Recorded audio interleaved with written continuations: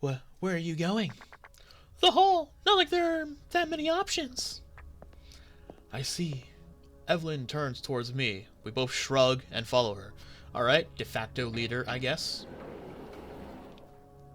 See, look, again, door 3. Is no one going to look at door 3? Outside, at least as outside as it gets, Valerie is standing in front of the remaining locked door. Ah, thank God, placing her hand on the red button. That one doesn't open. Wow, thanks. I didn't figure that out yet. But why? What's the point of this door? Well, didn't it come up in your story at all? It's not my story, and no, it doesn't go into that much detail. Maybe it will simply be opened later than the rest. It might even be the exit. I guess. Or it's a room in the original experiment that Noel doesn't want us to access. Not like we can do much about it. Well, I mean, you can start whacking at it. Is it metal? Is it stone? I don't think it's stone. It's probably metal. You can just start whacking at it. Unless you want to try prying it open with a kitchen knife again. I hate to admit it, but you're probably right. She spins around towards the other end of the hall. This door is much more interesting anyway.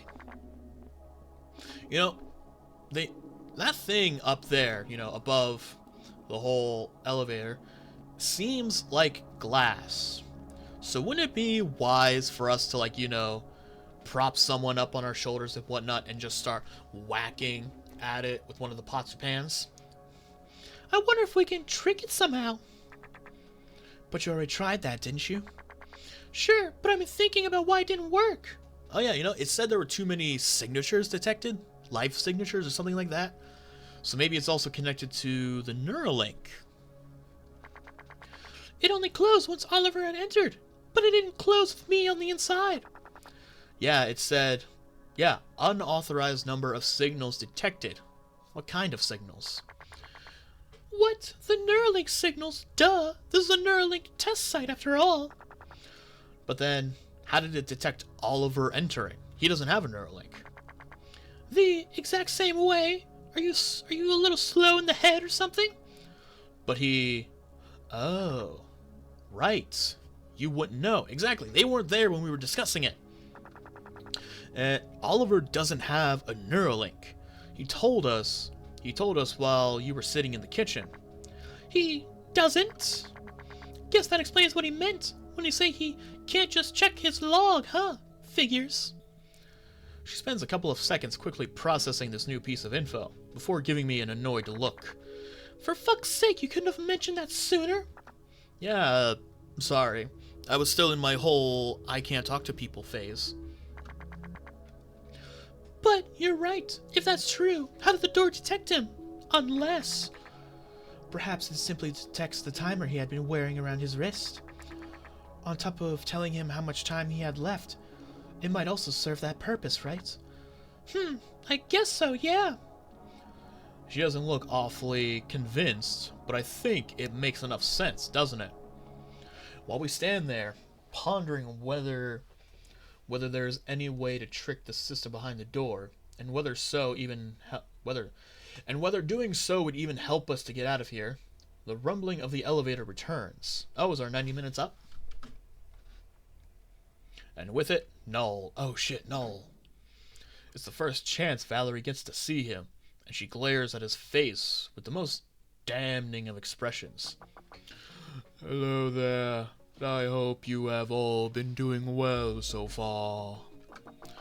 Though, to be more precise, I already know how well you've been doing, how much progress you have made, and that it wasn't all that much. I kind of forgot what I did originally. I think this is it.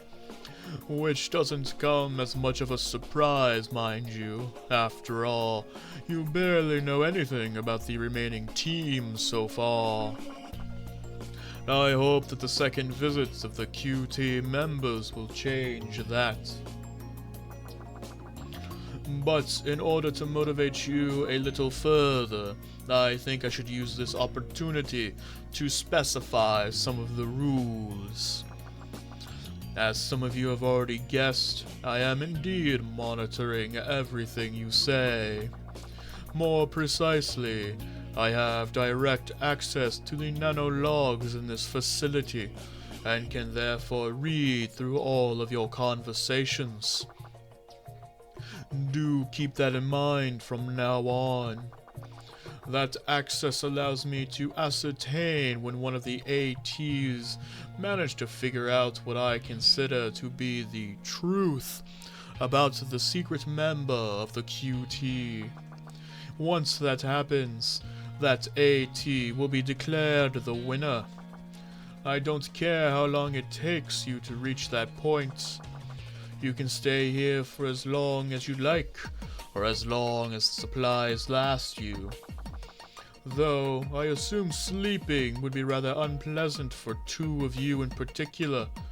Oh, how I pity them. Oh, what do you mean by that? Sleeping would be rather unpleasant for two of you in particular.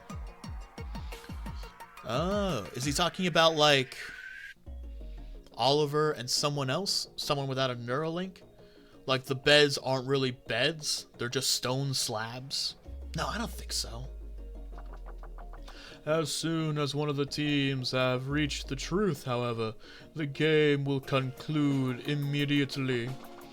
The winners will be allowed to leave, together with their corresponding QT partner and the secret participant, while the remaining participants will die. Oh, crap. Why? Why, though? I've been prepared for this. I knew he would say this, and he probably knew that we already knew he would say something like this. I knew that he knew that I knew that he knew that I knew he would say something like this. Still, it makes me question everything I've done up to this point once more. So far, I haven't done a single thing to help us get out of here. And I've kept completely quiet, haven't even mentioned knowing Amelia at all. But while I manage not to care whether I get out of this alive, I can't make that choice for these two, can I? These two and Oliver. Will my inaction lead to their deaths? I guess that's just the way I've always been. After all, I never told Sophie that I knew Amelia either. God damn it, he's just not telling anyone anything. That day, when she walked up to me, asking whether I'd seen her anywhere, whether I knew anything, no matter how insignificant it might seem, I told her straight to the face that I didn't. Never talked to her. Not talking about that was more important to me than potentially saving her. I've always prioritized my own comforts above how that could impact those around me. Could I have made a difference? Could she have been found if I opened up about everything I knew? No, I didn't know anything. Sure, I lied. I can't deny that. But I truly didn't have any hints toward where she could have been. We hadn't spoken in months. Years at that point. And it's the same thing now, isn't it? Sure, I'm keeping info from them, but none of it is all that significant to begin with, right? Well, I don't know. There's only one way to know, and that's by saying the information. Just let me escape for a little while longer. If not from this place, then at least from the truth.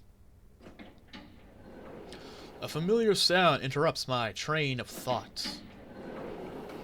We just stand there and watch, as the door in front of us slowly slides open, and Oliver steps back into our hall, looking much more frustrated than before. Understandably so. Hey, man, how you doing? Welcome back. I hope you've been doing well, given the circumstances. She steps towards him, and they quietly look at each other for a while before he lets out a sigh. Yeah, I guess so. Listen, you all heard what the dude just said. I think we've got lots to talk about. We quietly nod in unison. Despite that, we just keep standing around, unsure where to begin. How about with the fact that, you ask Amelia about Valerie? What was the response? Maybe, well, before I forget, might I ask whether you had the chance to eat anything yet? We still have some leftovers, so... What an abrupt change of plan. Didn't we have lots to talk about? Sure, some good grub might just brighten my mood, eh? That would be nice indeed. Let's all head to the kitchen then. Then again, maybe she just thought it would be better to lighten the atmosphere a bit before trying to discuss any serious topics. And she might just be right. Evelyn walks ahead, with the rest of us following behind her. While making our way through the living room, however, Oliver stops dead in his tracks for some reason. What's up, old man? Already out of breath? No, I just... What the hell happened to this place? I've been gone for 90 minutes and you wrecked the whole room? Huh? Oh. I guess we left more damage than we realized. AR is covering up pretty well. We wanted to make sure that there wasn't any... that we weren't missing any kind of secret exit that might have potentially been hidden by AR. Unfortunately, we didn't find anything. Huh, I see. Damn, you could have just asked me instead of wasting all your energy on this, but oh well. Oh yeah, you know what we could have? We could have waited for him to come back and be like, hey, yo, Oliver, do you see an exit door around here? Yeah, we could have really done that, huh? She glares at me. How's this my fault? Not like Evelyn said anything. Her eyes drift off, landing on something behind me. Ah, right. While we're at it, there was something else I wanted to ask. Oh my god, my voice. There was something else I wanted to ask you.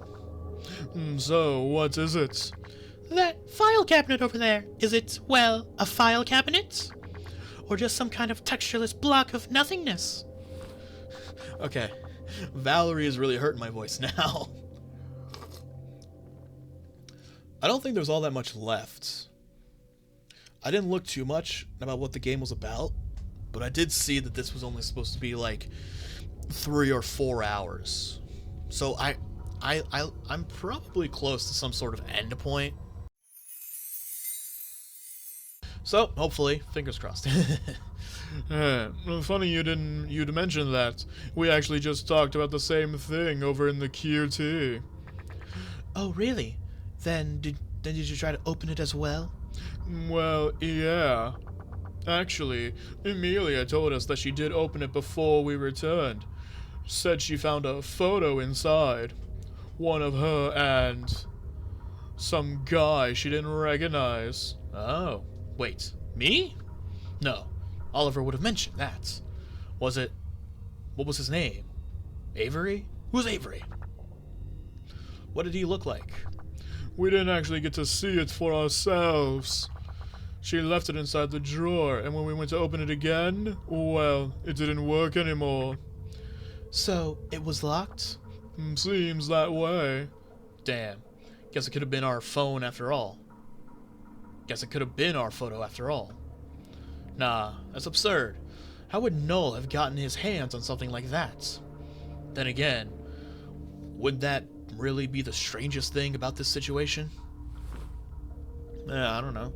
Oliver turns back towards Valerie. To answer your question, yes, it's a real file cabinet. Theoretically, you should be able to open it. Practically, I don't know. Didn't have any luck thus far. Damn. 2 oh-so-strong men, and that's the result. Heh, I don't get the feeling it's meant to be opened. Honestly, I'm not entirely sure whether to trust the girl's tale. She was pretty out of it after waking up, so she might have just imagined it or something. Don't want to rule it out, at least. If you say so. She appears to remain skeptical, her eyes hovering over it once more. Anyway, with y'all trying to seek a way out, I guess I should expect the rest of the rooms to look just as bad. Well, I would assume so, yes. Alright then. I guess I'll prepare for the worst. God damn, this place is a pigsty. And so we entered the kitchen. Once more, Oliver's eyes hover over the room. Huh, this one doesn't even look half bad. Ran out of steam or something? Valerie glares at me again. How is this? I mean, this is my fault, I guess. But you just... Well, just to make sure, are there any hidden exits or anything like that here? I realize how stupid of a question that is halfway through asking it. Oh, now that you mention it, yeah, right there. He points at the plates adorning the wooden structure on the wall. Wait, really? Oh my god, Adrian, why are you so stupid? Why? Ugh. He looks at me as if he's starting to seriously worry about the size of my brain. Oh, that was... I see. Come on, guys, if there was some sort of exit in this place, I'd have told you by now, wouldn't I? Or, even if I didn't, I would have at least used it myself. While laying bare the flaws in my logic, he wandered towards the fridge, now swinging it open to take a good look at what's inside. This looks great. You cooked this, Evelyn? Yes, thank you very much. Do you want me to prepare a serving for you? Pa, I'm an adult. I know how to use a microwave. Just sit down, the bunch of you. I'll be right there. Hey, aren't we going to talk about the whole Amelia thing, huh? Feels like barely any time has passed since we last sat here. Another breather. This time, it feels like the calm before the storm. The last break before we find out what Oliver has to say. And through that, whether Valerie is going to share what she knows. And hey, even if I don't reveal anything myself, at least I can help when it comes to putting the pieces together, right? No, that's not... that's not how it works, man. That's the least I can do, is what I tell myself. I just don't want to bear the guilt of being selfish, huh? Oh, they're talking. They're saying stuff. Pay attention, my guy. I don't want them to think of me as useless. Well, you're being useless right now. That's all this is about. I don't truly care about what happens to them, do I? Okay, wow, rude. Oliver places an empty glass in front of me. Huh? Oh, okay. What were they talking about? I'm an adult, I know how to use a microwave. Oh yeah, looks like Null didn't spare any expenses when it comes to drinks either. Got us some water. Carbonated water. Crazy. Well, I'm gonna grab a glass. Anyone else want some? Oh, that would be quite kind. Sure, Adrian too while you're at it. Huh, if you say so. Here you go. Huh? Oh. Should I thank her? Should I thank him? Fuck it. Thanks. Oliver smiles in turn, beginning to pour us water one by one. At least I assume that was the intention. With how much he spilled, he might as well have wanted the water to water... He might as well have wanted to water the table, though.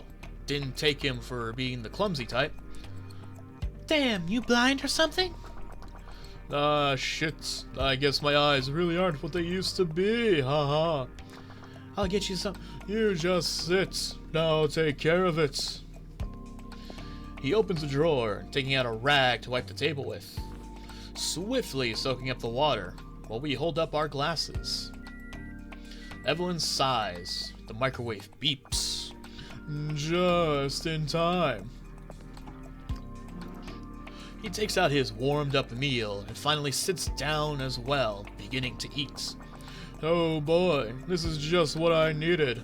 Good stuff. It seems he was right. This really did brighten his mood, huh? Though, I'm not sure how much the food had to do with it. The air has grown much less tense. The strangers feel a lot less strange. So, Ah, right. He swallows. I guess I should get this out of the way. He takes another bite, carefully considering how to phrase what he's about to say.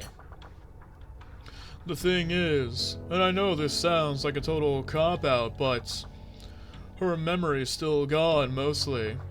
So really, I can't answer your question, unless you want me to. Nah, it's fine.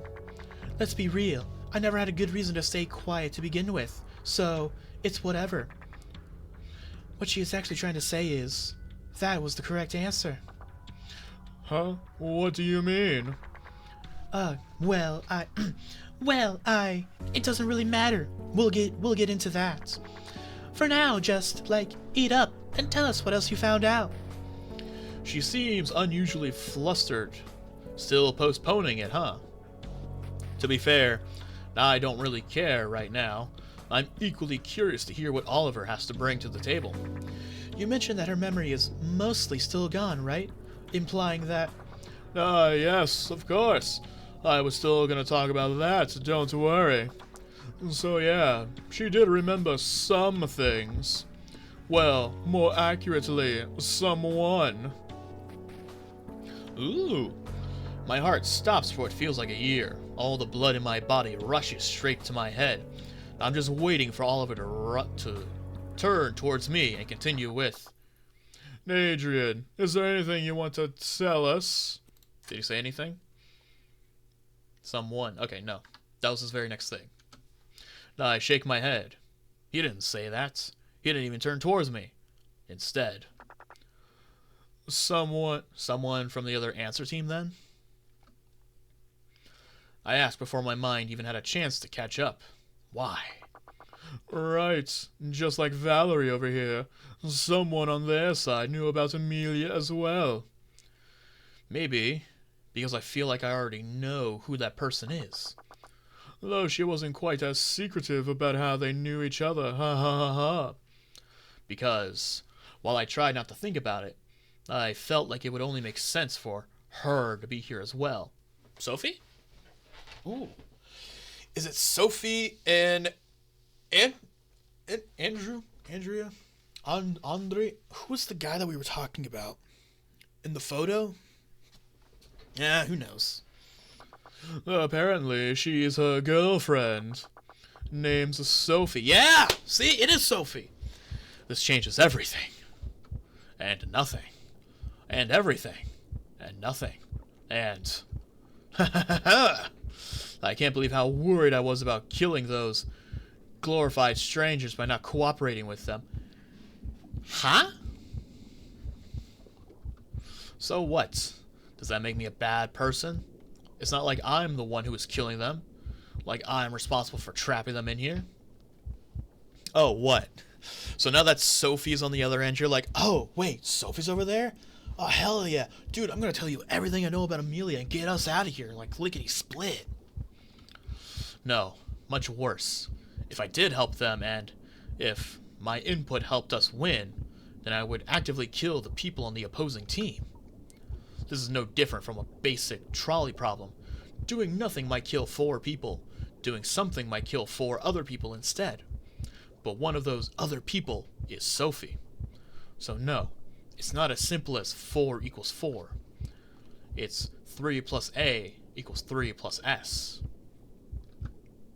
Or, to simplify it, A equals S. Adrian equals Sophie? But are A and S truly equal? That's the question I need to consider. Which of our lives has more value? Is that even something you can consider or make up? If a life has more value than... You know what, yeah, a life would have more value than another. Like me versus a doctor, would our lives have equal value? Hell no. Doctor much more important than me. They're saying a whole bunch of stuff. Looking around, Oliver seems to be deep in thought, wondering how to proceed. Did they say anything? Okay, someone from the other answer team then? Named Sophie. Okay. My, what a cruel reunion this is. Heh, sure is. Sure is.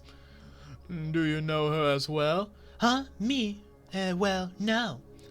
I'm just thinking about how much of a head start they've got with someone like that on their team. Huh. I guess I can't deny that. So, go on then. That's not all, is it? That's not all. Hey, I'm sorry. Sophie and Valerie's voice are like slowly becoming the same one. No. Okay, so there's more stuff. Sophie had something else to share. Something that might actually be even more interesting than knowing her knowing Amelia. She remembered what happened before she ended up here quite well, unlike the rest of us. Why does she get to keep her memory? Huh? But how can that be? Did Null make a mistake? Can we really believe that? You sure? You sure she's not just making that up for some reason? God, this is killing me. But why would she do that? I don't know. To make us fuck up, maybe? To throw in some red herrings here and there to keep us from winning this? I get where you're coming from, but in all honesty, the more Nathan told us about her version of events, the clearer my memory became as well. Is that so? In that case, it might help us remember the same way. I'm not so sure about that, 'cause, well, it's worth a try, I suppose. 'Cause what? 'Cause of what, my guy? He pauses for a moment, furrowing his brows before he starts his retelling of what Nathan told him about what Sophie had remembered. Straight from the source. She said it was the 20th of August, same as the last day I remember. He already told me that much, so then... Well, just like me, she made her way to the Neuralink Center in A3. Like I said, I planned to finally get my implant, but she went there for a completely different reason. She was on her way to meet up with Amelia's father, Professor Jacob Neiman.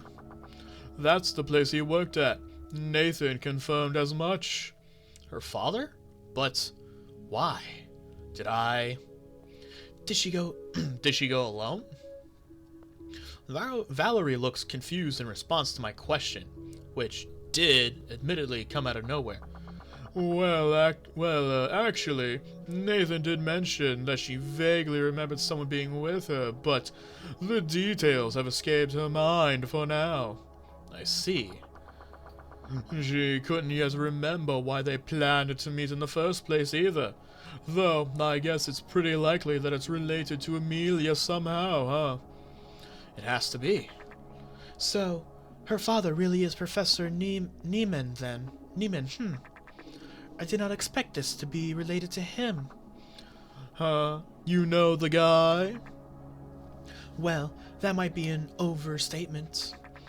I have already mentioned it while you weren't here, but I work for Neuralink. I doubt there is anyone working in this field who has never heard of him before. I have never personally met him, however.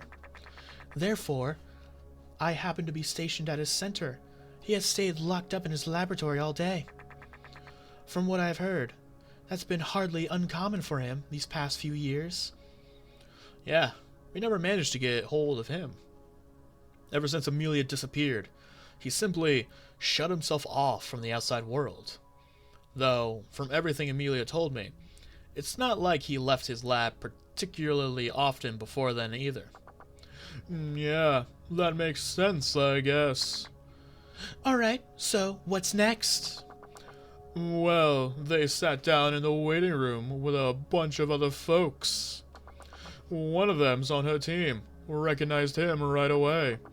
Eric's his name. Doesn't seem to know anything about any of this either.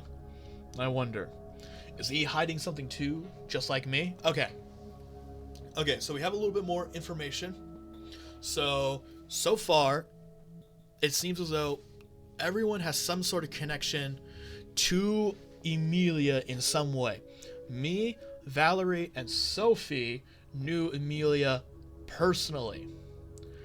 Evelyn, on the other hand, knew Amelia's father. Same thing with Nathan.